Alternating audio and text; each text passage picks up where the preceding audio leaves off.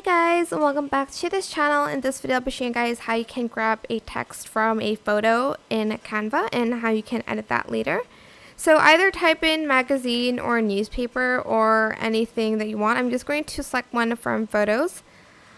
I'm going to select this one in particular. Select the image, go to edit image and select grab text. Then you're going to basically wait for it to load. You can also do all of the text. But I'm just going to select, for instance, this good news for travel industry.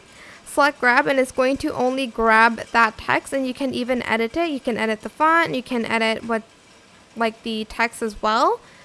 But yeah, that is pretty much it really. If I just delete that, you can see that I've grabbed the text from the article.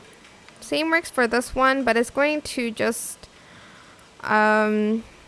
I don't know if it's gonna grab this text actually. Let's actually see. But yeah, that's pretty much it. I hope this tutorial was helpful for you guys. Don't forget to like, comment, share. Also subscribe to this channel if you haven't done that already. If you have any more questions, just leave it in the comment section down below. I will try my best to answer them all for you guys. And if you found this video helpful, please click the thanks button above the description box down below. That is it for today's tutorial. Thank you so much for watching. Bye!